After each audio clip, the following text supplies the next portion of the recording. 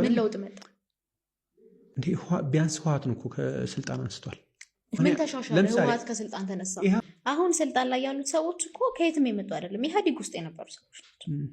እዛ ያንን እንደው እንደ ሰይጣን እየሳልክ እዛ ውስጥ የነበሩ ሰዎች ያንን ስርዓት ሲያስቀጥሉ የነበሩ ሰዎች መልአክ ሆነው ኢትዮጵያን ገነት ያደርጓታል ብሎ ራሱ ኤክስፔክት ማድረግ ፖለቲካዊ አዌ ካለመሆን ነው፣ አለመንቃት ነው።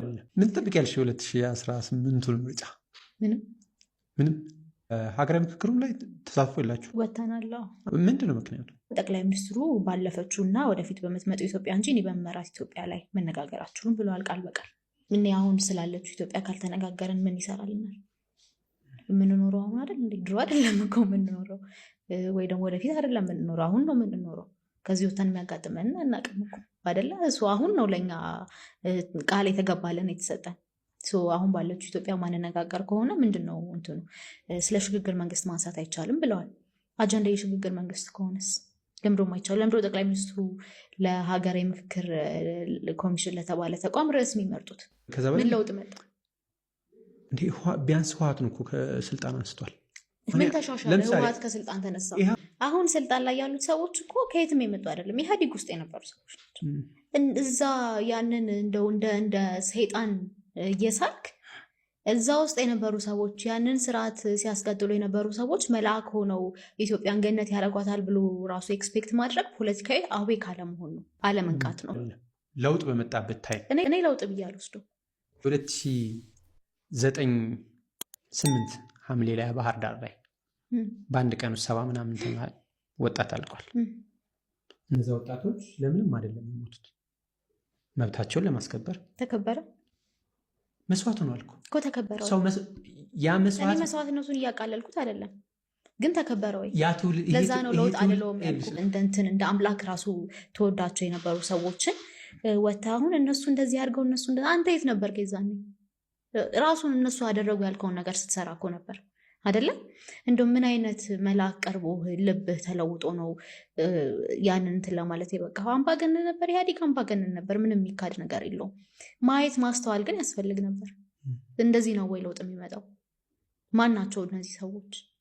ትክክለኛ ለውጥ ያመጣሉ ወይ? ህዝብ እኮ ነው የታገለው አይደለም? እነዚህ ሰዎች ታግለውም አይደለም ኢንፋክት ወደ ስልጣን የመጡት።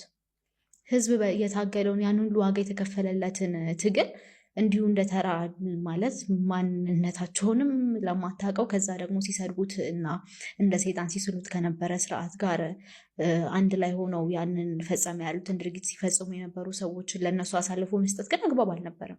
መታየትም ነበረበት። ያ ሁሉ ድጋፍ፣ ያ ሁሉ እናንተ የምትሉትን ሁሉ እናምናለን ከሚል ድጋፍና ሰልፍ በፊት መታየት ነበረበት። ህዝቡ ያንን ላይ ያደርግ ይችላል፣ ኤሊቱ ግን ማድረግ ነበረበት። ለምሳሌ የመጣው ለውጥ ውጤታማ አይደለም ከመጀመሪያው ብለሽ ታስቢ፣ በዚህ መለኪያ ብለሽ የምታስቢ? የመጀመሪያው ንግግሮቹ ልክ አልነበሩ። ህዝብ አብሮ እንዳልኖረ፣ ህዝብ መሀል ትልቅ እንትን እንደነበረ አይነት አድርጎ መሳል ልክ አይደለም። የመጀመሪያ የፓርላማውን ንግግር ታስታውስ እንደሆነ አላውቅም። ኦኬ ለውጥ መጣ አይደለ? በቃ አስቀጥለው ለውጡን መራገም ምናምን አይጠበቅብህም። የህግ እርምጃ አለ፣ በቃ በዛ መሄድ ትችላለህ እኮ እንጂ የህዝብ ድጋፍ ለማግኘትና ህዝቡ ያንን ስራ ጠልቶታል ስለተባለ ስትራገመዋል የመሪ ኃላፊነትም አይደለም። ህዝብ ላይ ሲነሱ የነበሩ ነገሮችን አልወዳቸውም።